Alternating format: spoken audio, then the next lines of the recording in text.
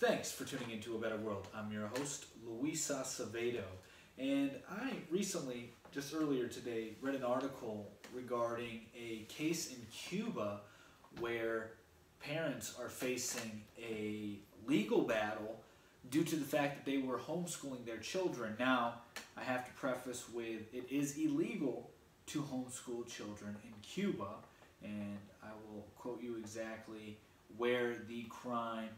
what the crime is. It says, acts contrary to the normal development of a minor is illegal. That's what they say is the crime this family had committed because they were not sending their children to the Cuban public schools. Now, let's remember here as well that Cuba provides free education, free health care, is a communistic state, and if you go against the will of the state, you can face repercussions, as we are seeing in this case right here. And what the schools are known for is their low quality and prioritizing the development of submissive citizens over life and professional skills. This is what the article is saying here. It is from Breitbart, and a petition has been signed, and it is a precautionary measure by the, Organization of American States, right? And so basically they're trying to spread the word on what's going on in Cuba. That would be the way that you and I could help, is just to spread, and they are currently working on a way to allow them to have due process and things of that nature, because in Cuba, you don't have the option of due process as you do here, although you get free education and free health care, which is what we want in America. We just want the government to take over everything for us, although we really don't. It's the politicians who keep telling us that that's what we want and that's what we need, which you should be very leery of due to the fact that they're the ones in control and they're telling you what you need, although they don't know you or I. I mean, for instance, could Donald Trump say your first and last name? Does he know you personally? Where do you live? Well, he probably knows where you live because of the NSA. He can watch all that stuff. So I'm sure he has access if he wanted to narrow it down to an individual that the presidents, etc., could find out where you live. But overall, they're not going to really care about the individual. They're caring about the country, one would assume, which would then implicitly mean that they're caring about the overwhelming majority of Americans. However, you can't care for everybody. You're going to have to pick a side. That's just the way it is. You pick one thing, you're leaving something out. That's implicit. There's not anything we can do about that. Unfortunately, the reality is most of the people in position of power do not care at all about the greater good. They just want to enrich themselves with wealth and power, and by separating families and stripping the rights of homeschooling, you're further gaining, you're garnering more power due to that, because you're saying, me, the person running the show here, is the only person who can decide how your children will be educated and what they can think and what they can say. And what that does is just splits up the family. They've already split up the family when it comes to the fathers. There's high rate of single motherhood. It's like an epidemic going on through the Western world, in particular in America. I don't know if it's throughout the Western world, but America. And we see mothers being taken out of homes as well by being encouraged to go work as hard as men because, you know, they're equal, they're not equal. I don't know how often we have to come to this realization that nobody's equal. You and I aren't equal. Does that mean it's a bad thing that we aren't equal? No, it is a beautiful thing we aren't equal. That means you bring some things to the table that I can't bring to the table, and vice versa. Therefore, we can work together and form a good team. But if you're saying everybody's equal, well then nobody's more important than somebody else. It just doesn't even make sense. And it's not as if, and maybe that sounds wrong when you say no, but well, one person isn't important as somebody else. You know, you can break it down and say, well, how can you say anybody's more important? Fair enough. My words were not good enough there. What I should have said is that some people have more skills than other people that can be utilized better than certain individuals. I think that would be the better way to describe what I was trying to say. I understand the wording of it could be bad. Anyway, you misinterpreted it. But we'll continue with this. So the issue that we're seeing here is that the state wants to control everything, and we're having this same battle here with people saying that, well, we need to have free education. Kids should have the right to free education. The issue is that public schools were made, literally, they were made for brainwashing, to train people to go work in the factories. That's why you have the bells. That's why you have this shut up and follow instructions sort of mandate in public schools. And it was to train kids to be manufacturing workers, because the time public schools were on the rise, we're in the industrial age, where before the industrial age, most children were homeschooled, and only a sliver of the population started going to these other schools that were made by the public. And what happened is, as time went on, more and more kids ended up going to public schools, and the segregation of ages became really apparent. And now we see the effects of that, because there are so many people that have no clue how to talk to somebody else who isn't in their same age group, or their same, I guess you could just say, age group and generation, which is horrible, especially in today's world where all the generations are experiencing the same changes that usually would just be reserved for one generation and the other generation. The way it used to happen was that one generation would live a certain way. That's the way the world worked for that generation. And then as the other generation was coming up, they saw the world start to change, but they were old enough, and they were set in their ways, and they've already had their lives and pretty much were committed to the lifestyle that they have chosen.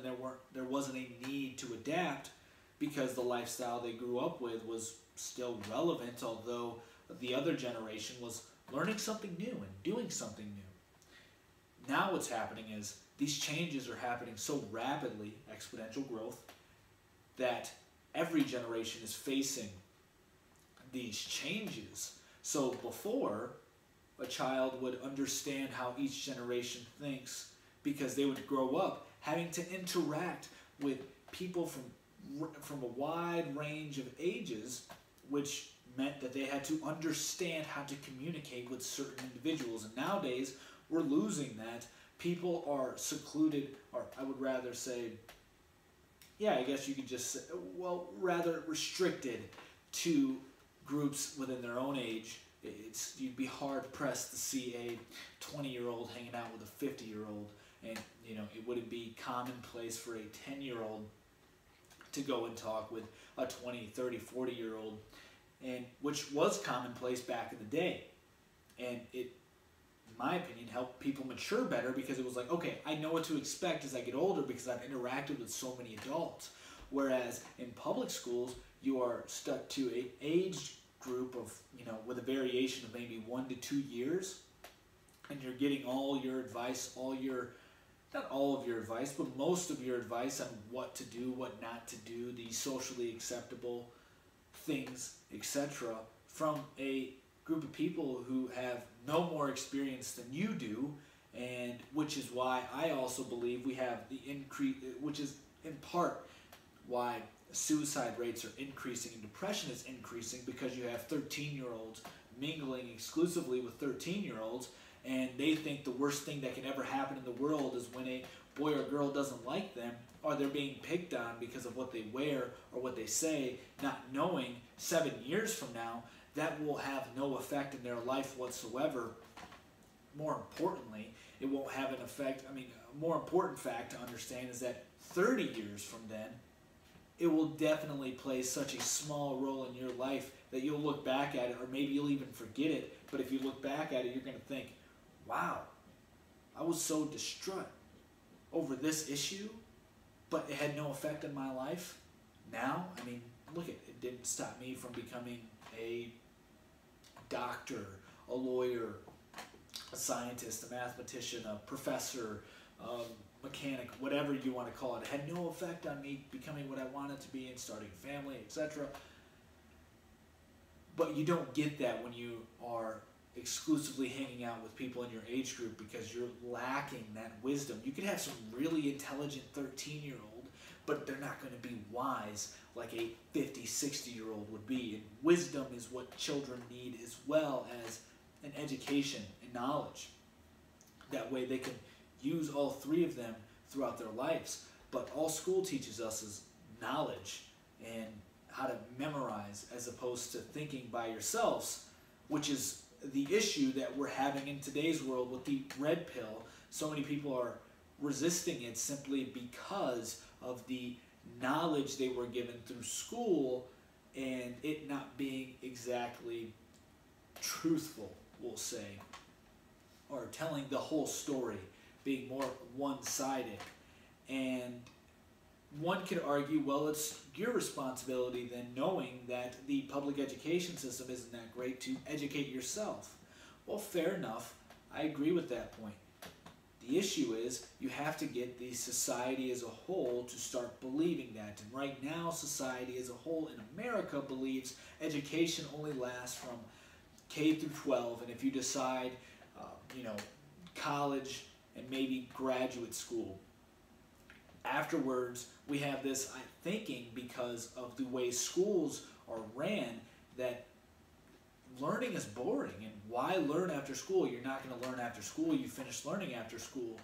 I mean, so many people think that, which is wrong. You should continuously learn. You should continuously grow. The issue is that they don't cultivate that itch within you they just don't cultivate that itch to keep learning. They find a way, I don't know how they do it, they find a way to make it horrible and you not appreciate it. Because would you rather know the facts or why the facts are the facts? You would have a deeper understanding and appreciation if you knew why the facts were the facts. Why things work the way they work, instead of saying, this is how they work, don't question it. You just have to remember this. You don't need to know why you need to remember this. For instance, I never really understood the importance of history until I got older and I started reading a lot on my own and took that initiative. History is extremely important. In school, a lot of people hate history because you're thinking, why am I ever going to use history? I mean, when am I ever going to use history in the real world? People don't think about that. And it's understandable to see why, because you're thinking, okay, I know when America was started, etc., but how is that going to help me get a job? Well, it's important to know history because it can show you certain patterns that have happened continuously and what maybe can be the outcome of a certain pattern because it's happened so often throughout history. And that doesn't pertain exclusively to national history, but that can go hand in hand with corporate history as well. You can say, well, my job has historically had this trend during this season, so we know how to prepare for it. Whereas if you had no appreciation for history and you had no knowledge of history, you wouldn't understand that I could just look back at the previous trends to see where we'll be this quarter or next year or 2 years from now.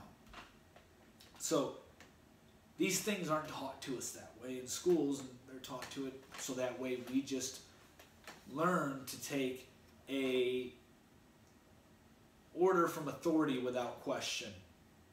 So this is a really bad thing that happened in Cuba, and unfortunately, it seems to be becoming more pervasive than just in Cuba, because there is this UN Convention on the Rights of Children, which will effectively give the states ultimate power over children by unelected bureaucrats.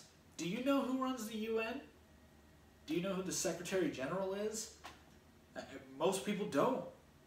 And I don't know if they should have to or not. I mean, they shouldn't, because it really has no relevance in our lives. We should just have to worry about what our nation does. keeping up with politics in and of itself is difficult enough, especially in today's world where all they want to do is confuse you so that way you go with whatever one feels best to you, and the one that feels best to you is more than likely going to be the one saying, we will give you free this and free that. You shouldn't have to work this hard. You shouldn't have to do all that. More than likely people are going to gravitate towards that message as opposed to the one where it's like, no, no, no, no. You have to take responsibility for your life. Life isn't fair. People aren't equal. You have to work hard and, you know, you reap what you sow. People don't like that message because it isn't pleasing. It isn't something that's like, okay, I don't have to do any of the work. And people like it when they don't have to do any of the work. Or they like the illusion of not having to do any work. But once they don't have to do any work, then they lose meaning, and they get depressed, they turn into slobs, and they just turn over everything because they're like, I don't know how to do anything for myself. It's horrible. But I'm going to go ahead and read to you what the Convention on the Rights of Children, the 10 points that need to be focused on here. And 193 states, 193 nations have adopted this already, by the way. U.S. and Somalia are the only two countries that have not. Although there have been federal judges that have suggested adopting this simply because American jurisprudence should coincide with international law since it is so widely adopted. What that means is that we want to have our laws based on people who don't even live in our country. It takes away your sovereignty. Unelected bureaucrats deciding what you can and can't do in your sovereign nation. It is no longer sovereign if you have outside people influencing what you do inside your country. That's the beautiful thing about nations, is that you get to cultivate your own culture. And that culture you should work to preserve. The issue that we're facing now is that we are becoming such a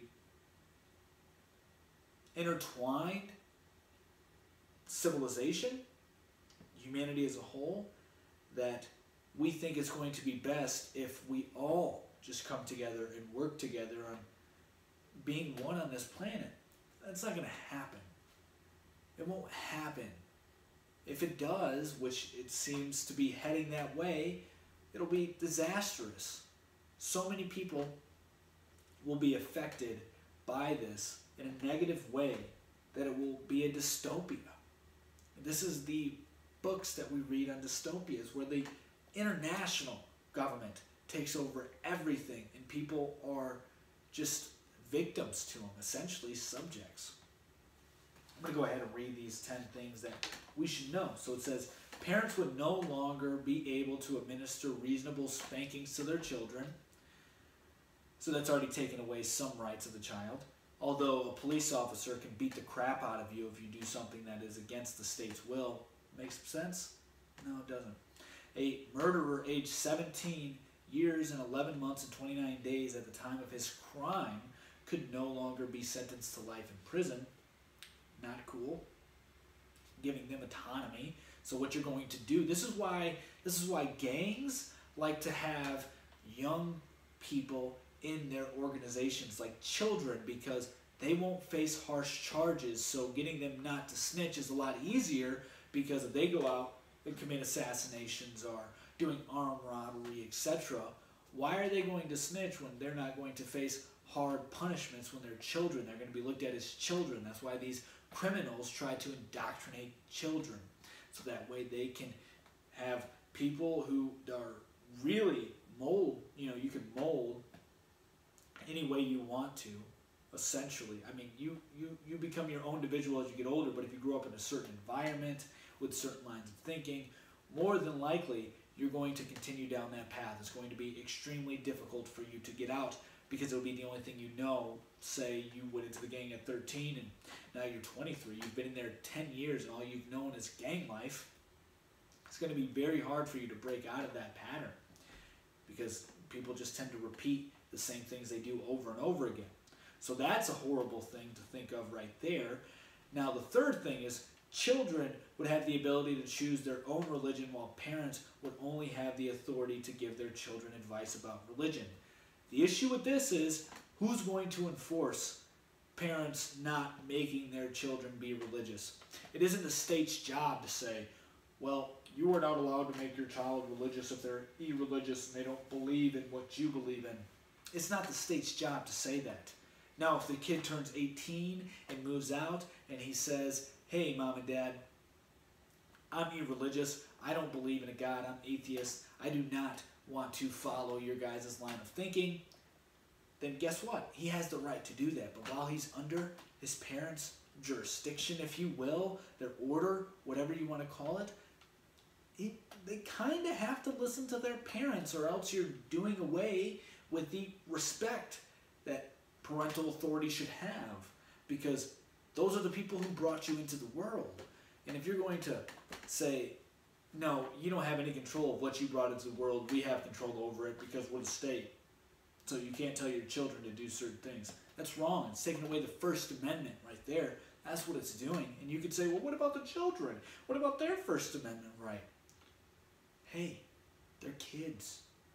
They have to listen to their parents. They're completely dependent on the parents. Therefore, they are subject to their order, whether you like it or not. And that's what will happen to us if we say, hey, state, why don't you become the mother and father, like they're trying to do, as I've been talking about so often lately. And then you say, state, be the mom and dad. Now they're saying, well, we pay everything for you, so now you have to do what we say. You're subjects. That line of thinking applies to parenting. And it should apply to parenting. That's the only reasonable authority, arbitrary authority that one should have, is as a parent. Because that's the life you are bringing into the world. You are raising an adult, a citizen. You should have full autonomy in how you want to raise your child. And the child isn't an adult, so they don't have the right to separate from their parents. Now, there are obvious exceptions, but we don't have to argue the exceptions. I will throw them out there just for sake of argument, and that is, yes, if they live with abusive parents, physically abusive parents, yes, they shouldn't have to live with that. Then the state should intervene, or another family member should intervene, preferably the latter as opposed to the former. Because state-run institutions are usually poorly ran. Now, that's just 3. These are horrible ideas, as you can see right from the jump. These are just 3, and they're stripping away your freedoms. 4, the best interest of the child principle would give the government the ability to override every decision by every parent if a government worker disagreed with the parent's decision, just taking the parents away, which is why they are trying to make it palatable. Let me rephrase that. They are trying to make this idea palatable. Right now, to you and I, it seems insane, idiotic, it will never happen, totally tyrannical, and way too far. We can all agree to that. What is trying to be done is to make this palatable by saying, let's get rid of the dad so that way the state can provide for you and you don't need a man. The state will be your sugar daddy. Let's get rid of the mother so that way workers, corporations, have double the workforce. They can devalue the money a little bit, as well as immigration flow. And you're taking the mothers out of the household because men and women are equals, so men and women do the same jobs. And now, who do you have babysitting the children? Well, either more than likely you have daycare centers, you have some government institution watching your children, or some institution in general that is mandated by certain, which is governed by certain regulations and restrictions that comes from the government. So you're having the government raise your children because you're being told that it is your right to go out there and work. You are equal to men. You don't need to raise your children. Having children, being a homemaker is a horrible thing. So right there, you're taking that away. And so you just keep going on with this line of thinking. What will happen is, well, yeah, how am I supposed to know best? I'm working all the time. My child's at institutions already, so I'm sure the government knows better than me. You're just willingly giving your authority away to government, which, I don't want to criticize anybody here, and I won't say exactly who it was, but a family member of mine, a close family member of mine, said that they think it is a good thing that the government's in the lunchroom watching what children eat, because some parents can't watch what their children eat. If some parents can't watch what their children eat, they're horrible parents. That's the parents' responsibility, not the state's. But it also just solidifies my point that even I consider this person to be pretty rational. Even the most rational people will end up buying into this line of thinking because we're blinded. So, disgusting. Just that 4. 5.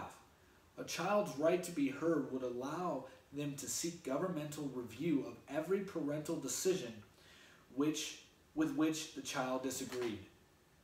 So a child doesn't want to go to bed at 10 o'clock. They can say, I'm telling the government on you. I don't want to go to bed at 10. I have a right to be heard. Causing division in the household. Divide and conquer.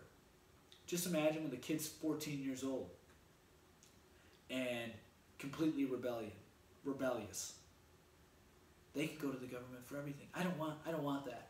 I don't want to eat that. I'm going to tell the government you're forcing me to eat this or else you won't feed me. Guess what's going to happen? A 1984 situation where the children literally turned on their parents saying, my dad committed a thought crime. Literally happened in the book. And the dad went to prison for it. Went to this rehabilitation center rather, which sounds like a prison. That's what they're trying to do, and it's disgusting. And they're just making it slowly palatable. Because now we're pushing the idea that a 16-year-old should vote and that children are sexual beings. That's what we're doing. So that way we can make them adults quicker than they actually are adults. When your brains aren't fully developed, our brains aren't fully developed until we're 25. This is just number 5. Number 6, this treaty has been interpreted to make it illegal for a nation to spend more on national defense than it does on children's welfare. Why? So that way they can make sure your children are being properly indoctrinated. That's why. Who needs national defense when you're just brainwashing everybody? Come on, you don't need a military then. Yeah, okay. So let's see here. Number 7. Children would acquire a legally enforceable right to leisure. So guess what? The child doesn't want to go outside and work with you that day. They don't have to because now they have the right to leisure. Come on. We are encouraging children to be lazy. We are encouraging children to be dependent as opposed to growing up and becoming independent. You could say, well, no, we're teaching them to be independent because of the right to be heard. We're teaching them to be independent because they have the right to their own religion. No, what you're doing is teaching them to be undisciplined, which will then require them to be dependent the rest of their lives, because if you have no self-control and your parents can't teach you self-control, then the state's going to say, do whatever you want to do. We'll provide everything you want, or not you want rather, but you need, and all you have to do is just work for us and don't ask any questions. If you ask questions and go against what we say, well then you're gonna go to jail, or you can get beat. We know your parents couldn't hit you, but the state can beat you. Number 8. Teaching children about Christianity in schools has been held out of compliance with the CRC. I don't know why that is so. You could say separation of church and state. But just because you teach a religion in school doesn't mean the church, the institution, is inside the school telling people what they should learn. No, I think it is vital for those growing up in Western countries to know about Christianity, because that is the foundation that has built our country. We talked about it yesterday in my last episode the meaning of separation of church and state, and why you cannot get rid of religion, politics, and culture. And if you do, the society is going to just be horrible. And ask yourself why they single out Christianity here. Because it isn't only Western nations that signed this agreement. They said no to Christianity because Christianity in and of itself says to love everyone, to pray for your neighbor, to pray for to love thy neighbor, to pray for your enemy. You shouldn't wish ill on anyone. That's what Christianity states. Are there sinners? Yeah, we're all sinners. That's also another thing Christianity states. I want to bring this topic up real quick. I was watching a video yesterday rather this person, this evangelical Christian, going out and evangelizing on the streets. He came across a few gay people, and one of the gay people came up to him and started projecting his ideas of Christianity onto this other person. And the other person was like, well, I think God loves you. I love you. We're both beings of God. We're both filled with sin. Because the person originally asked, well, if you're going to be preaching in this community, you should really just come out and say whether or not you think homosexuality is a sin. And so the guy responded, I thought, very well. I think everybody's sinners. We're all sinners. But God loves us, and if we ask for forgiveness and we repent, etc., you guys know this whole spiel. The guy didn't like to hear that. He said, well, do you think homosexuality is a sin? The guy said, yeah, I do. The Bible tells me it's a sin. But I think we're all sinners. That's just your sin. And the guy didn't like that. He totally ignored everything else and said, well, you hate me because you think what I do is a sin. But the guy said, no, hang on. We're all sinners. This is a huge reason why we hate Christianity, because it doesn't spread hate. It spreads love. And love is so much more powerful than hate. It truly is. My wife and I have been talking about this concept for, a week or two now, really, really honing in on it, because it's so true. Wouldn't it be more powerful if you had somebody who was enraged come up to you and punch you in the face, and you do nothing about it, and you say, I forgive you. I love you. I hope you know I love you and that God loves you.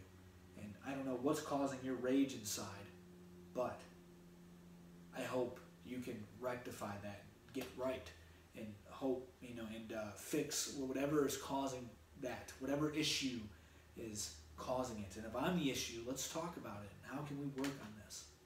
That's so much more powerful than giving in to your impulses to hit somebody back.